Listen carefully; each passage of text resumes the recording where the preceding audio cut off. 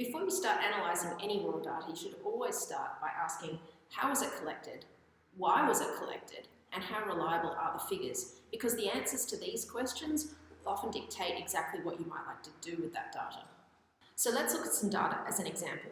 Now here we've got the heights of 100 people from the Kalahari Desert, and they're measured in centimetres. So scanning the data first, just to see what we've got, a few things that jump out at me is that some of the data shows 3 decimal places and others just show 1. Others show even no decimal places at all. So I'm thinking, how is this measured? Because if we've got someone here who is around 156 centimetres, then this 8 is 8 millimetres. But the full 5, can we really be sure about tenths of millimetres or hundredths of millimetres when we're measuring somebody? Probably not. And if we can be so sure that this one is exactly to the hundredth of a millimetre right, why is somebody else seemingly potentially just rounded to the nearest centimetre? Now, maybe it's that these people's heights were measured in inches and someone used a conversion factor to change them into centimetres, and so then they just wrote down whatever decimal places were there. That's possible. Either way, before you do something with this data, you need to decide what sort of level of accuracy you might want to use and how much you can really be sure of. And if you don't know, you're better off showing a lesser amount of detail rather than showing a lot of detail that doesn't actually really mean anything. So what do we do with all that data once we have it? Well, let's stick with that example of the 100 people from the Kalahari, looking at their heights, and consider that it might be handy to make a frequency table or a frequency histogram. Now, as soon as you measure frequency and your data is continuous, you're automatically going to be rounding off the data. Why? Well, when you're saying how many people are this height, how many people are that height, you're going to have to specify what level of detail you're going to. And even if you're going to the nearest centimetre, you've now rounded off to the nearest centimetre. You might end up rounding off to the nearest 5 or the nearest 10 centimetres to group people together. So you need to acknowledge that when you group data, you are effectively rounding it off and you are ignoring some of the detail that's in it. Why do we do it then? Well, so that we can gain a bigger picture and see more things that are happening. So it may or may not matter losing that detail. It's always a compromise, but we're gaining something even though we're losing something. Now you need to make a sensible number of groups. And this is because when we have a frequency histogram, we only want so many columns so that we can spot patterns. For example, if we had 100 columns for our 100 people in the Kalahari Desert example, then if we listed the heights just rounding off to the nearest centimetre of everybody from 88 centimetres, 89, 90, 91, all the way up to the tallest person, and we said, all right, how many people have that height? We've rounded off to the nearest centimetre. Chances are, most of those heights are only going to be had by one person. And so if you have a frequency here of how often that height occurred, most of the columns are only going to be 1 block tall. You might have the odd height that 2 people shared to the nearest centimetre, so there might be the odd longer one. But you could effectively end up with a big long graph that goes on and on and on here with 100 short columns in it. And that makes it really hard to see any patterns. So we say make a sensible number of groups because with too many, you can't spot patterns. You've got the detail, but you've got no patterns. If you choose too few, then you're going to lose too much detail, and you're also not going to see very many patterns. For example, with the Kalahari example, if I sorted everybody into 2 groups, and I said, all right, we'll just have the short people in one group and the tall people in one group, and we'll make the cutoff be, let's say, everyone from 80 to 130 centimetres, and 130 centimetres up to 180, I'd end up just with 2 columns. Now, I can't remember how many data points there actually were between 80 and 130. I could make it up. Obviously, the scale would be different here. But if there were 100 people, perhaps there were 20 that were shorter and there were 80 that were taller. Could be something like that.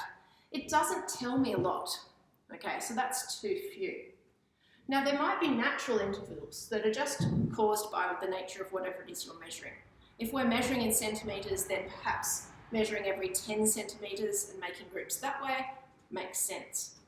On the other hand, if I was measuring the height of everyone in my Year 7 class and they only varied from the tallest to the shortest by 20 centimetres, it wouldn't make sense to make 10 centimetre intervals because then I'd, again, only have 2 columns, and that's not enough for me to spot any real patterns. So you need to make a sensible number of groups so that you've got a bunch of columns, not too few, not too many. And you also need to acknowledge that there's plenty of flexibility here. So if you're worried that you haven't made the right number of groups, there's no right or wrong answer. And when you're analysing other people's grouped data, bear in mind that the data could look quite different if they'd chosen a different number of groups. And you may not always agree that they've chosen the right number of groups to tell the story that they're trying to tell. Now, you need to make sure your intervals are of equal width. So even here, I've decided to make a 50 centimetre interval and another 50 centimetre interval. That seems okay.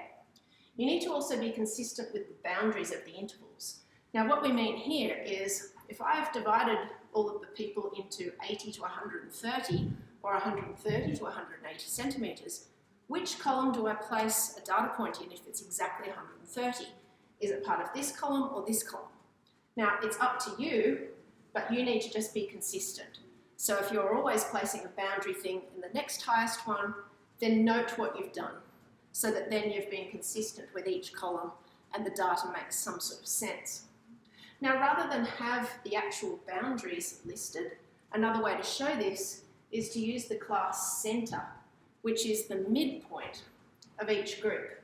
So in this example here, where I've got these big intervals of 50 centimetres, the midpoint of those would be 25 centimetres along. So I could put a notch there and say this is, say, 105 centimetres, and this then would be, what's that, 155 centimetres. And once you've done that, you could effectively lose those other labels on the edges of the columns if you wanted to. Now, why would you do that? Well, because having too much information here, it can be hard to write it all in if you've got a lot of columns. You can easily work out from the class centres what this boundary point would be just by halving the difference now between the class centres. So then if we decided to use a 10 centimetre interval for that height data, we would have a frequency table and in fact a cumulative frequency table that looks something like this. Now, I've clearly labelled what the intervals are. I've got quite a lot there, but then on the other hand, this is going from a very short person to an adult, so there's quite a range, which is some reason to have quite a lot more categories than you might. I've also listed the class centre here, which is just the midpoint of each interval. So those are the things that I would label on my histogram once I make it.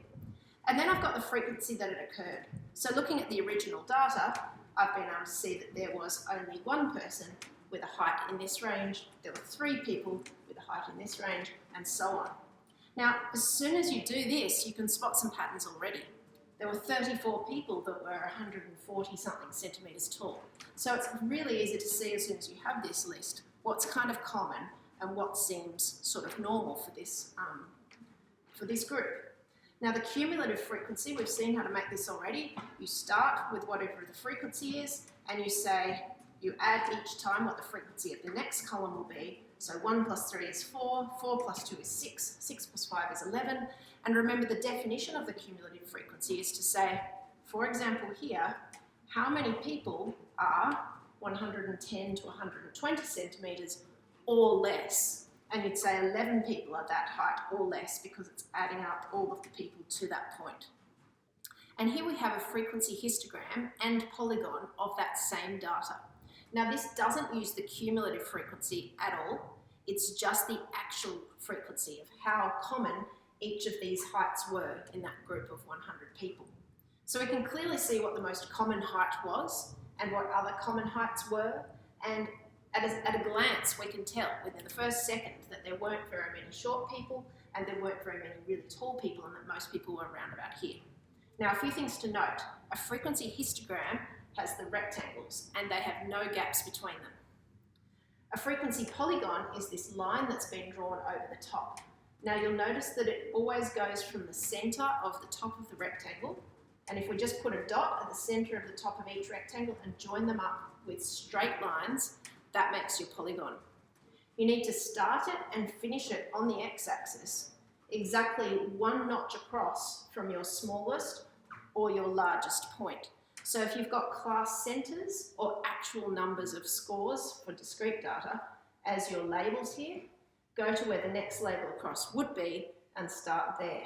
So jotting down some notes then for frequency histograms, I'm going to start with the third one actually. Make sure there's no gaps between the rectangles, even if the data is discrete. Now, discrete data, remember, is when it's not continuous, it's something that you might count. So let's say we've asked the class how many siblings they have, and they've answered 1, 2, 3, or 4, and we've recorded the number of students who said that. We could come up with a frequency histogram like this. Now, we haven't needed to group the data, but there's still no gaps between, because it's impossible to have 1.5 siblings. So from 1 to 2 is a natural progression, and we show that by keeping the gaps out of it.